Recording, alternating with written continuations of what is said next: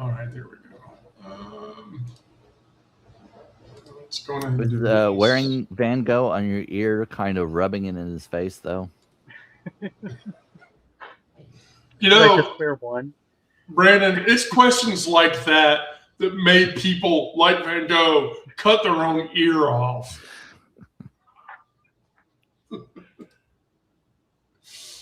Uh, oh. Okay. All right. Well, here we go. Good afternoon, everybody. Welcome to another show of What Survives the Morning with your host, Wendy, and Brandon and Miranda, the three of us that are still completely dedicated to doing a show. Okay. There's the blue sky post, although it's wrong. So if we get anybody in the blue sky channel, it'll be funny. So we're just gonna go right into it. I woke up this morning, and so Jeff Anderson, the sweatyspice.com guy, asked me in a comment yesterday, how do you do the digest every day? And so the answer to this question is I get up in the morning, usually around 6:30 or 7 o'clock, because I can't sleep in late. And the long and short of it is that I basically, just start reading. And so the first thing that I opened today was this. Valve, the owners of the Steam gamer platform, in China's locale, have banned all queer and LGBTQIA plus tags for anybody that searches for those on Steam in China. And so there's this huge feeling about erasure that's going on in that space for Valve to actually, and the Valve's shtick about it is that they did it to conform to their laws, but I still think it's bullshit. And so then I read the incumbents. Users will come up with alternative tags, though. Yeah. I mean, look, naked men is trending as a popular tag on Blue Sky because gay naked men or whatever, like they tried to stamp that out or whatever. The people will come up with tags that, or there'll be the hush hush, like don't tell anybody, but it's this tag. So only share this with your queer friends or whatever. That's like the shampoo. I think it's shampoo one on TikTok. Yeah. Something like that. Right. So, and then I ran into the incumbents article, which we'll talk about that in a second. And then there's a company literally selling sunlight to people. Oh. Which I don't know how the fuck that's possible. I don't really much want to know. But, like, in a sense that it's not just like tanning beds, but no. Yeah, like it's so sunshine in a jar or something. Yeah, right. Okay. So on the Steam thing, many users were posting screenshots first. So you get a search for games that were tagged LGBTQ plus, and where there were results would have been there's just a gray empty box with no result. And in the gray box, in Mandarin it actually says this content has been identified as inappropriate and violates local laws and regulations.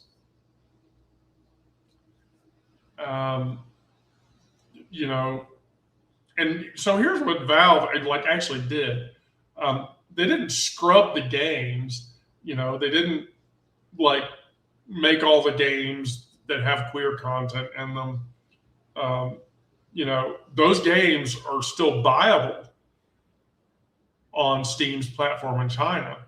They just scrubbed the tag, and that's it. Which seems really stupidly arbitrary. Like, you can erase the tag, that's fine.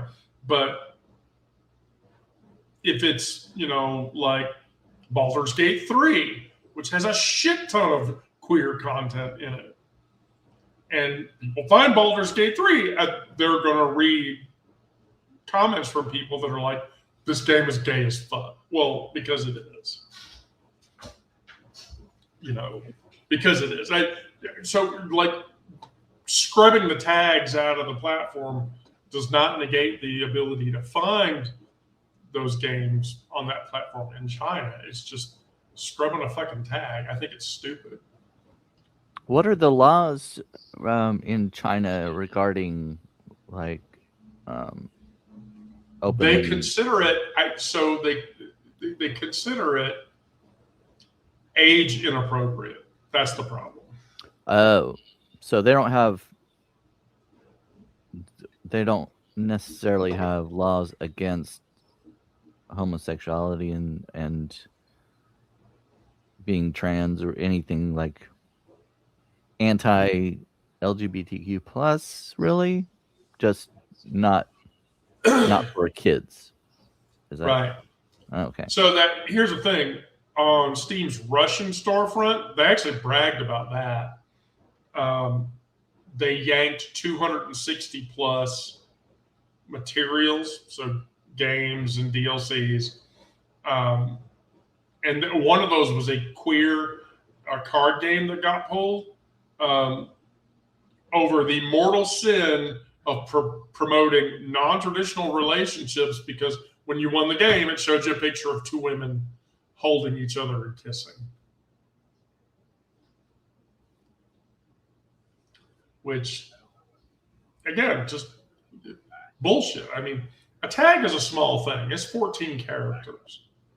But a censor who bothers to break your search bar understands exactly how you found yourself and is betting that the next kid won't, which is not true. I mean, we all know they will, but so 8 sitting House members lost their incumbents lost their primaries this cycle. 5 Democrats, 3 Republicans. 2 GOP senators went down with them. Bill Cassidy, who was in Louisiana, he finished 3rd in that race. John Cornyn lost Texas to Ken Paxton. And so Jim Laughlin published this report where he was trying to find even the remotest possible sunny side of the GOP. And the only thing that can come out of that is banning transgender athletes from women's sports. The rest of it is all just a pile of shit. Gas prices are underwater. Trump's approval on handling the economy is 31%. His gas price number, managing affordability is 23 points. And what it boils down to is we have a broke-ass magician who's out of tricks, sweating through his tux, waving the same tired scarf for the 9th time and praying to Christ that you do not see that he's holding his hands behind his back and there's nothing in them because he has nothing else to give. And so with the incumbents that are sort of losing fly after fly after fly, it's another fly down. So I want your both opinion on this. So here's what I think. I think going into the 2028 cycle, we are finally going to see the break of the two-party system. because we already have 4 fractured groups. So we have the far right MAGAs, and then established Republicans, and then established Democrats, and Democratic Socialists. And Democratic Socialists are winning their elections. Mamdani was one of them. Yeah, and here in Colorado, oh my gosh, I just blanked on names, but Democratic Socialists just won our primary for our House seat. Right. So if Democratic Socialists are winning smaller time elections, that suggests that Democratic Socialists who are running for larger offices may likely succeed as well. And Mamdani's he's been very successful in New York, which has been I was surprised at how quickly he ramped up and went through the gate of being successful. Becoming mayor of New York. Maybe he won't be as big a piece of shit as Rudy Giuliani was. Of course, watch the Borat sequel, Borat 2, and you'll understand just how fucked up Rudy Giuliani really is. So, anyway. So, and then the 3 things that you needed to know today. Victoria Cruz died. She was 17 years the head of New York's Anti-Violence Project, which was a project designed to protect queer youth and queer individuals from violence. Colleagues said folks would come in and just ask for Miss Vicky because they wanted to talk to her. And the thing about it is, she was a queer person too. She'd experienced the same violence. She was in the Stonewall Inn that night in '69, and she spent the rest of her time trying to. So that was a really great loss. Catalina Enriquez, who is the first out trans woman to compete in the Miss USA competition. And she's the first Miss Nevada. She was the first Miss Nevada USA back in 2021. She spent 2 weeks in a hospital after a car wreck that she's calling a near-death experience happened. So that was really. And then everyone's talking about Andy Burnham, who is the person who is likely going to replace Keir Starmer as the PM in the UK. And he's a Labour Party member, and he's a Catholic, but apparently he has very strong queer allyship and queer ties. So there's a lot of hope that he will, that he'll do. So all of us, or is he another LGBT without the T kind of? No. I think he's the way it reads, Andy Burnham at the end of the day is one individual, and we've already seen early signs that he's having to comply and maybe water down his true feelings to actually get the gig as prime minister. And so that's where we're in like that gray area. Despite being Catholic, Burnham has a strong history of being a vocal ally of the community. And it was something even in interviews that he said had damaged relationship within members of his own family, that he was supportive of queer persons. He has drawn criticism. In 2020, he met with the LGBT Alliance to discuss reforms on the Gender Recognition Act, and his reforms were not necessarily trans inclusive. So there's a lot of fear about that. So yeah, that's sort of okay, here's where we are. The current prime minister hasn't been in the office very long. 2 years. And 2 years. And here's the thing, from Starmer's perspective. 2 very rough years. Yeah, it's 2 very rough years, but also there's something else going on there. He's going to get out of that job, and then shit's going to come out. And I'm at a loss to figure out what it is. But there is something definitely there. I don't know what the fuck it is.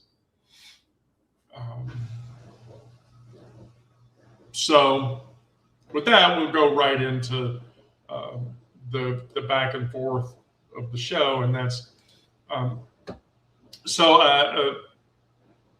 today's first passage. History isn't something you look back at and say it was inevitable. It happens because people make decisions that are sometimes very impulsive and of the moment, but those moments are themselves cumulative realities. Then this was Marsha P. Johnson. So when a senator breaks a search bar and a senator points to a child to change the subject, a company rents out the Sun. None of that is inevitable. Each of those things is a decision made by a person in a moment, and the moments pile up into the world that we wake up to every day. And the weight that you carry is real. It's also, every ounce of it, the residue of someone else's decision, which means it can be decided differently one way or the other. And so that begs the question, when the news makes the future feel already written, where do I go to remember that it isn't? And so this is the feeling that you think about. When you wake up in the morning and you look at whatever the fuck it is, where do you go to forget that that's happening? And for me, I go to my own hands, which I have used to bury friends that I loved, planted things in the same ground, in the same season. And I remember that I'm 50 some odd years past the age of a lot of people who were expected me not to get to. There are hundreds of thousands of people that will never make it to 54 years of age. And so that's not inevitability. I outlived the forecast of what I was supposed to do amidst my, as they see it, choices with my life. But that's not inevitability. That's a decision that I keep making one ordinary fucking morning at a time. So, Brandon. Well, I don't think I've ever seen, or I ever see any news programs, at least today, that are strictly news. I mean, there are always biases, no matter what you watch. I haven't seen any that are unbiased, or I was thinking of another word, but it left me. But you know what I mean. So anything I see on the news, I automatically have some skepticism about it. It's never the complete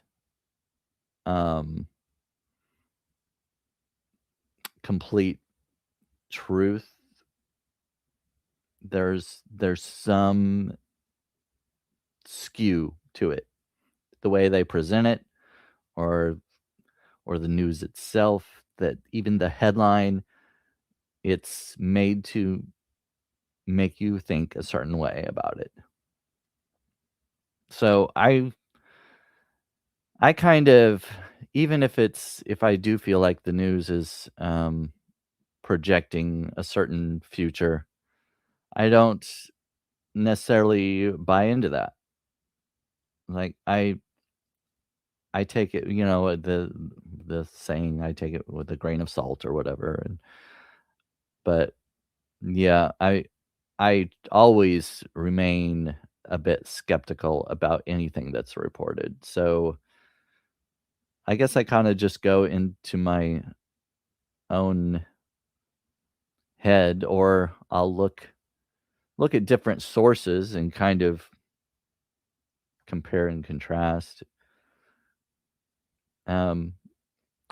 I'll sometimes even watch or listen to think like Fox or something like that to see what they're saying, how far how far the disparity is or whatever, So But I have a thing about that. So my is not to listen to Fox, but instead I listen to the Reuters broadcast. oh yeah, I've listened to that. It's for some reason that's on my when I plug my phone into my car, the Reuters thing comes up. I didn't subscribe to it or anything, but it's always there. So I'm like, oh, I'll listen to it. Whatever. It subscribed to you. Yeah, yeah, Yes. maybe that's it. Right. I mean, from my perspective, so Reuters is what the rest of the world sees against what we're experiencing, because Reuters is not an American company. So that's Reuters is what Europeans see the U.S. as. And so I always get about 15 minutes in, and I'm like, God, they think we're fucking stupid. God, they think we're fucking stupid. Holy So shit! that and the they BBC. all and stupid. ranch dressing. I like to listen to the BBC also. Really? Hmm. You like BBC, do you? Well, okay. I didn't even think about that when I first said it, but I'll take either. I'll take both. Oh my. Whew. Oh my. Miranda. I don't know what I was gonna say. What was the question again? Oh, you wake up, you see it. Where do you go to forget that it's happened? Yeah. So, going back to Martha's quote about history and inevitability, it's sometimes I'll play these what if games. Like, what if she and Sylvia and the others there didn't pick up bricks that night? What would things look like? Um, there were already movements started for queer rights. Um, Compton cafeteria event had already happened. Yeah. But it's and then you look at other rights movements, like for Black civil rights in the '60s, and unfortunately, our government has squashed so many of those advancements. But um, you look at the Selma March and the sanitation worker strike and stuff like that, and those were things that those movements are made of people, and it's a bunch of individuals making the decision to become part of something. And there's I think sometimes we look for a hero or something like that and wait to act until we feel like we've been given permission by somebody in some leader, somebody in charge. But a lot of times the leaders of movements like that don't go, oh, I'm gonna go lead a march, or I'm gonna go fight for civil rights or whatever. It's that they've made decisions, and then people have seen the decisions they've made, and um, so in the decisions that we make day to day, like I sometimes wonder how we're affecting other people with our small decisions, and like the ripple effect or the butterfly effect of that, and um, just hoping that um, I'm putting some kind of positive influence out there, um, whether it's just influencing 5 people or 500 or whatever. Yeah, I agree with that point. I feel the same way about all of the writing expression that I do. It's not about, that when I was really heavily writing Substack articles and shit, and I was getting thousands and thousands and thousands of likes and shit. That doesn't equate to having a positive effect on people's lives. So, and look at my engagement now. My engagement is actually turns out is more engaged despite it being less engagement, but that's because I care about actually getting the word out or whatever that I care about. I do care about the other thing, but at the same time, I'm still working a professional job outside of what writing that I do, and so that makes the and like writing. that quality versus quantity thing is always in tension and always will be. Yeah. Oh, of that point, I would fastly and readily agree.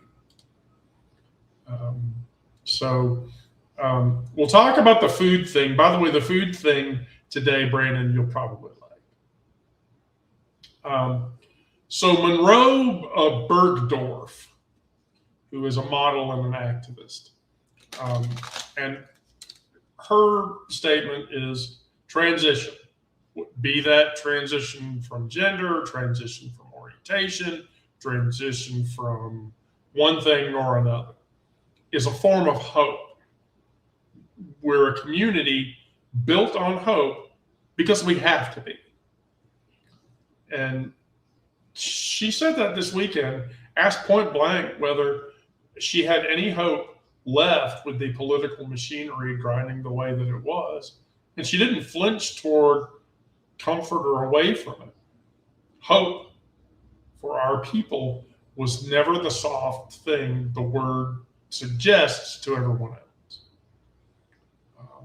It's the decision under the decision. So every trans person who has ever changed their name, a pronoun, their body, or their life staked on a claim of the future that they had every reason to doubt, as much as for any gay person that would change their orientation or change who they date or change anything else, and did it anyway in the flesh, in the daylight.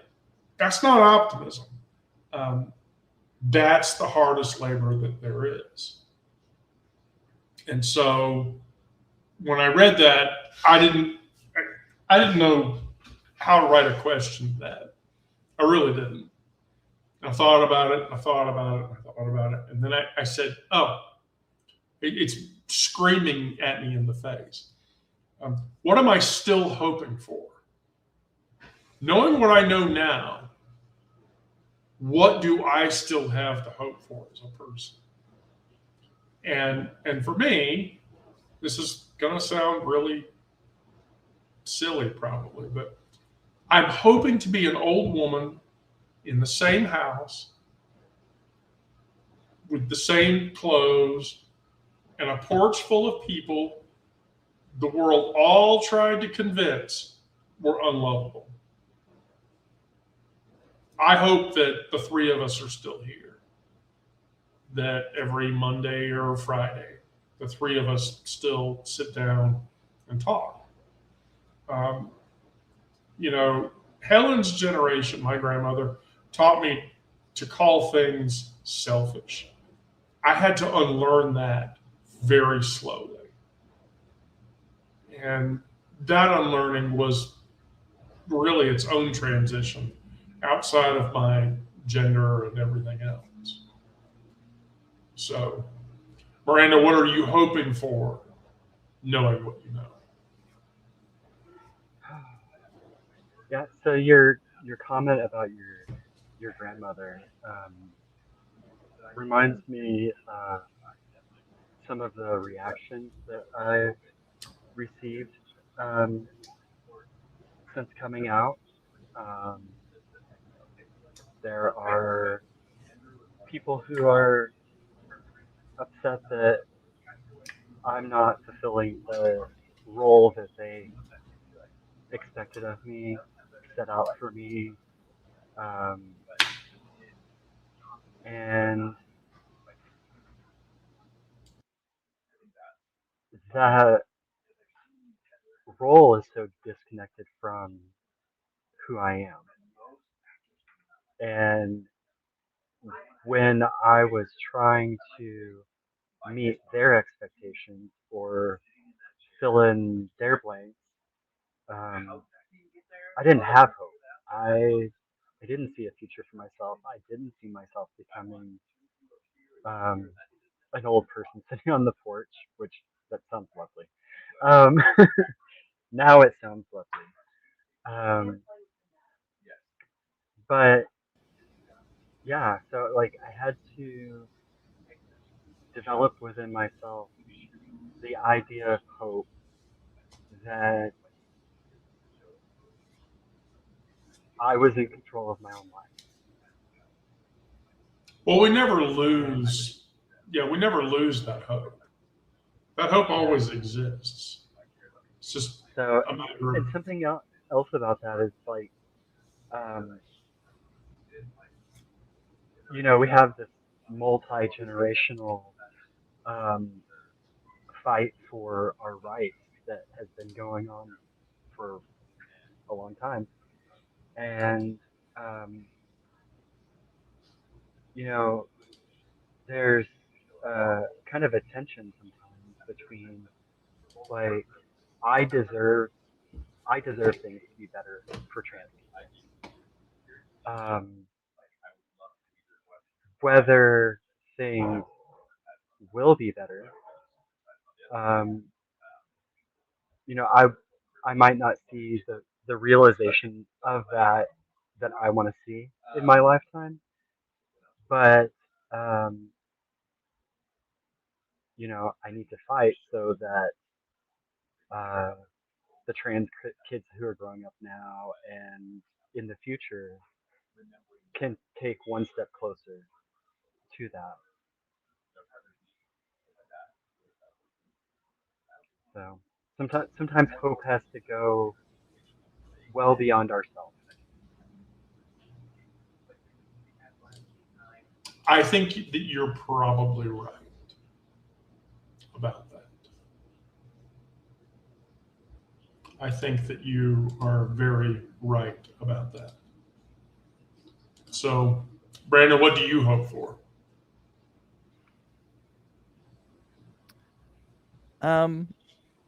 I hope that I will find a guy that I can be in a relationship with and go wherever we want without any kind of fear of judgment or in some cases violence. That the MAGA movement would kind of dissipate. That as strongly as they feel that something will change in their minds,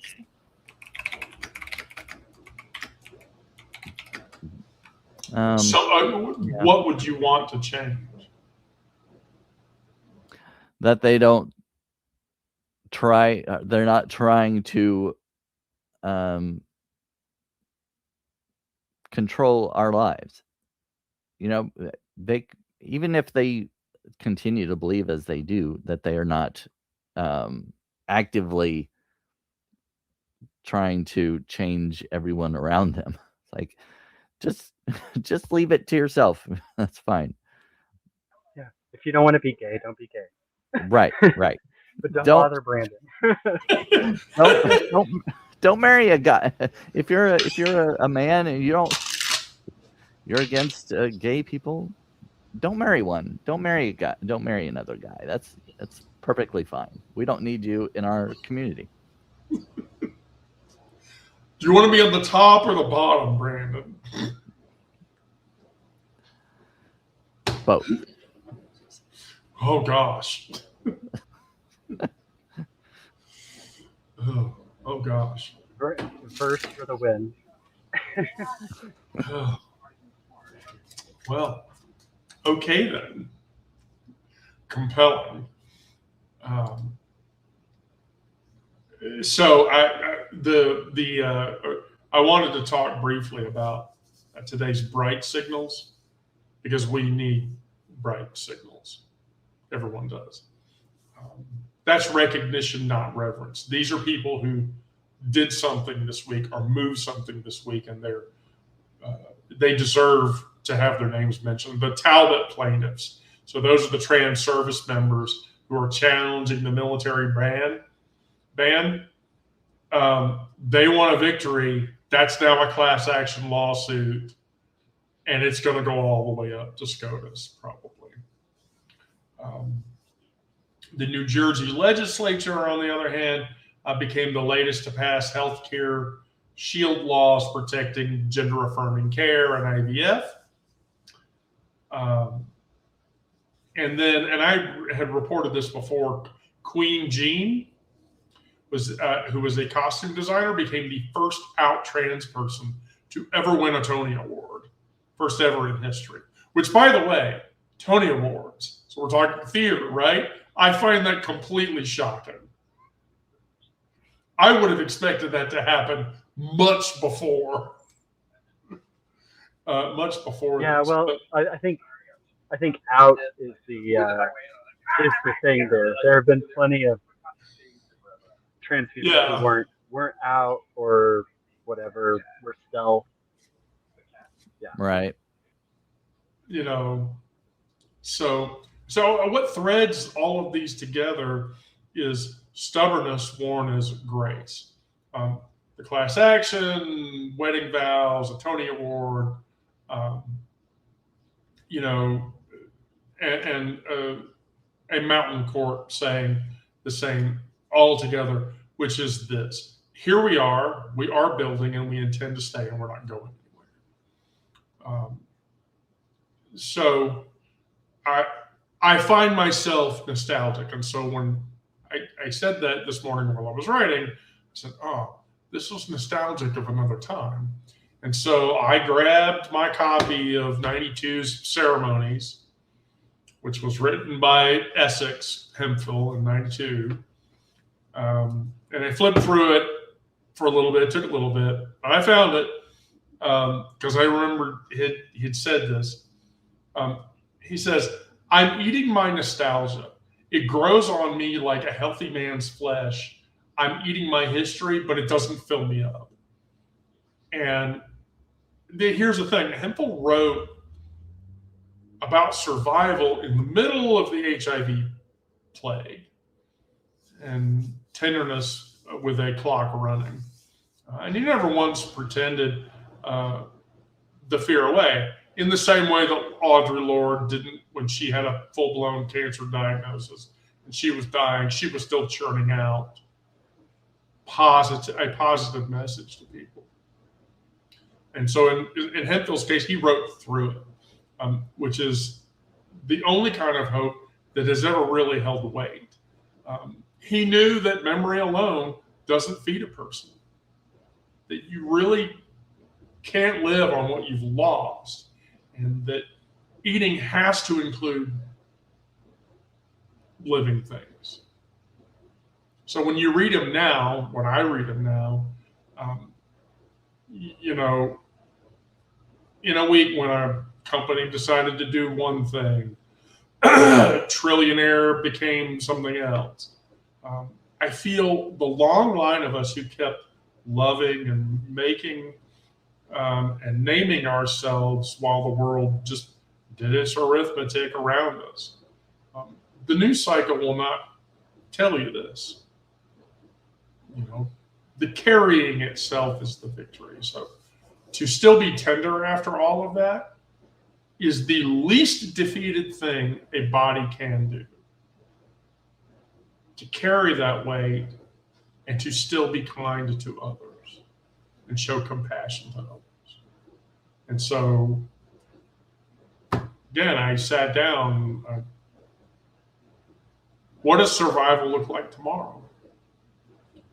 Tomorrow it asked me to get up, water my plants before the heat comes back, answer one message from someone younger than me who is scared, and not apologize for taking up a whole day just being me and just being alive. That's the practice. And that's all of it. I don't have a grander answer than that. I'm just a druid. As a druid, life is very simple. The grass is growing outside, the trees are alive, and things are generally well. Great. So with not having a grander answer, I have to say, I stopped pretending that I needed one, because I don't. So, Miranda, what does survival look like tomorrow? Well, first of all, I hope that the trees can continue to afford to rent sunshine. Um, Terrible. We'll have to buy it for them. Yeah. So I loved what you said, Wendy, because like something that I've thought a lot about is people will talk about you need a thick skin or you need to be tough to be queer in this world. Um, and you definitely do need to develop the defense mechanisms that you need to get by. But I never want to lose my thoughts because that would be losing myself. Brandon? Physically, it would be something similar to you, I guess. Getting up and watering the plants, looking at my plant parent app, and seeing which plants need to be watered today. Because I can't remember. Some of them are like every 14 days. Some of them are every 21 days. Some are once a week. I can't keep track of all that. Right. So I have a plant parent app that tells me. But anyway, watering them, feeding my cats, going about my day. But there's also continuing to write what I do. If I decided tomorrow that we're not going to write anymore at all, I would die to some people because that's the only way they know me. Like online, reading my articles and whatnot. If I didn't exist in that space, if I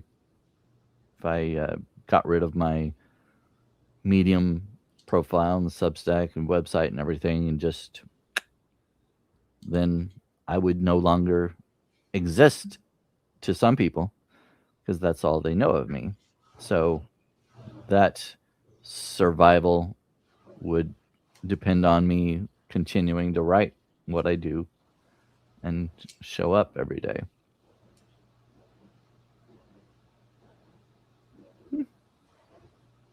How's that?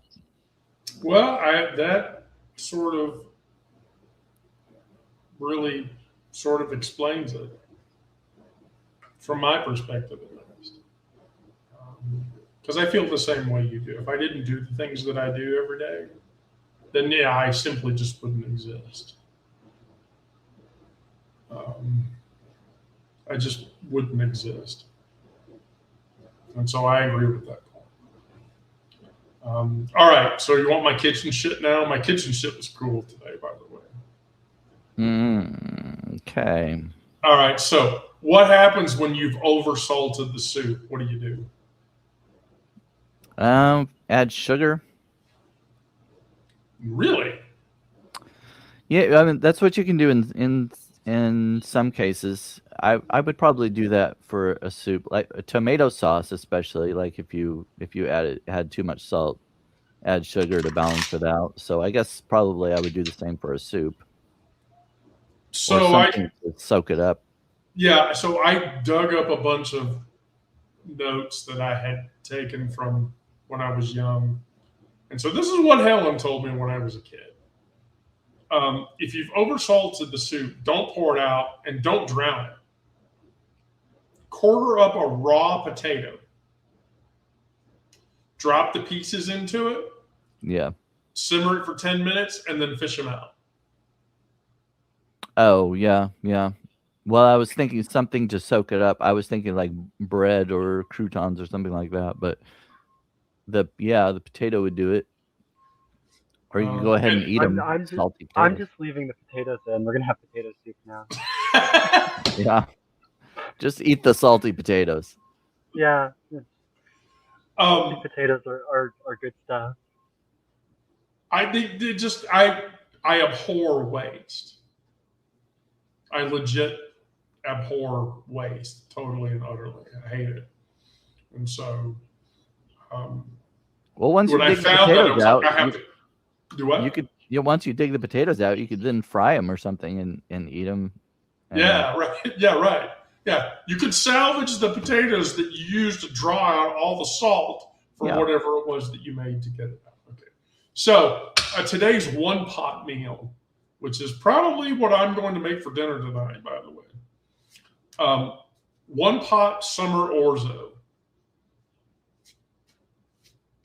Have you ever had orzo before, Brandon?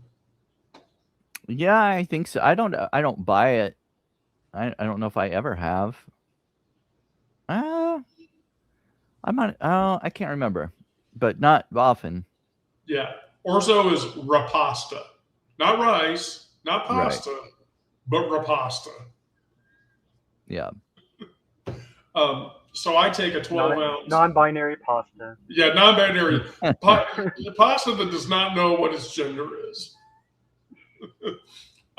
So I just basically boil up a 12-ounce bag of orzo, and then in the last 3 minutes of that, I throw in a handful of frozen peas and carrots into the pasta water, and then drain it, return it to the hot pot, and then fold in a big spoon of butter or olive oil, depending on your choice, and then half a lemon, squeeze the half a lemon in there, and then just grab a handful of grated cheese, throw that in there, stir it all together, and you have carrot, peas, and orzo with cheese.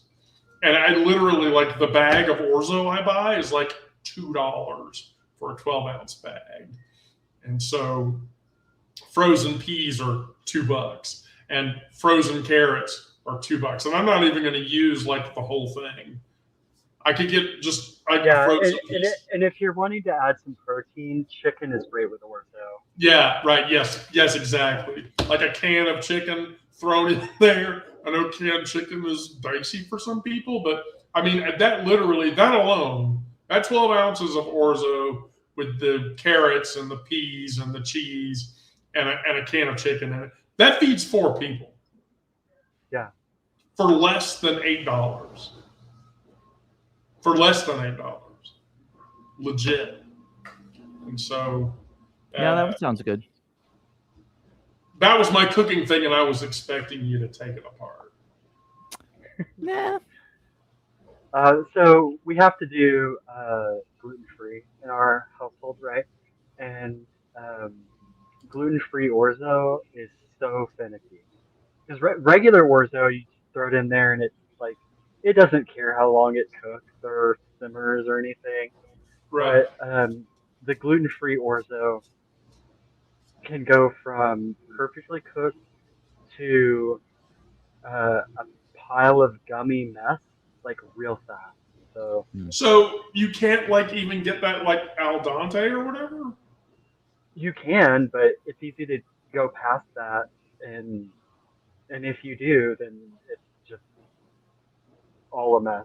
But You could also make your own, can't you? Like if you get like spaghetti that's made from like black bean pasta or something like that, and chop it into your own little orzo. I don't know if that would make any difference as far as the cooking goes, if it still has that fine line or not. But that sounds like a lot of work. well, yeah, it would be, but Yeah, that feels like a lot Like of work. I'm just leaving the spaghetti whole at that point. We're having spaghetti now. oh yeah, well that's true. I mean, make your own orzo? No, that's like making your own vermicelli. And you know what you make? You know what you make vermicelli for, right? No. The San Francisco treat. Oh yeah. Ding ding. Didn't you ever see one of those commercials? Yeah. Now I'm just thinking about public transportation and how we need more trolley cars in the world. I mean, so you know how that happened, right? What? How Rice-A-Roni came into existence. Oh, no. So basically, like it follows the same as the creation or the progenitor of Alfredo.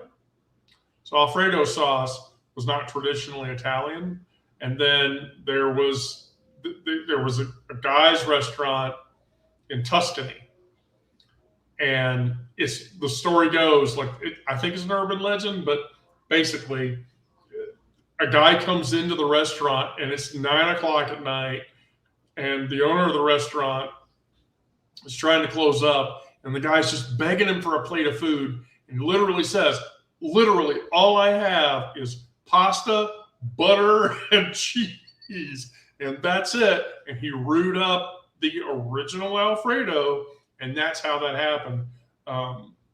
In the case of Dia D'Amico, who was the progenitor of Rice-A-Roni, she made a pilaf recipe that she got from an Armenian immigrant guy. And so one night he decided that he was going to throw macaroni into it and then add a dry chicken soup mix on top of it to zest it up. That's how Rice-A-Roni happened, because everybody in the family loved it. And then, he he served it in his restaurant the next day, and then everybody swore by it. So there you go, cooking history for the both of you. That's all I had for today, I think. We're right at an hour, so cool. Brandon, Miranda, do you have anything in closing?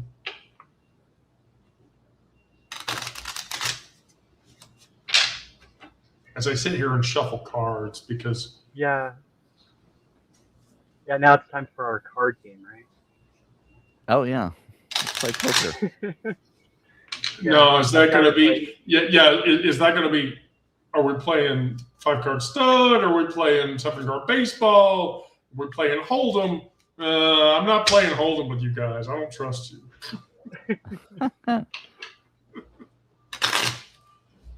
No, I don't have. So- I can't think of anything. Oh, sorry. Were you? Did you have an ending, Miranda?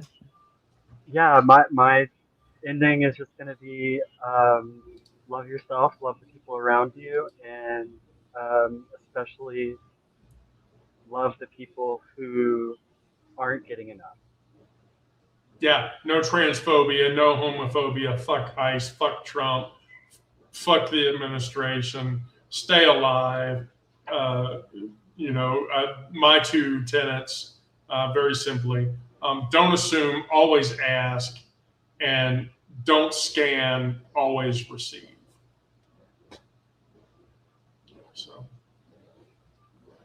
all right, well, thank you both. Bye, Miranda. Thank you. Bye, Brandon. Bye. Love Bye. y'all. Bye.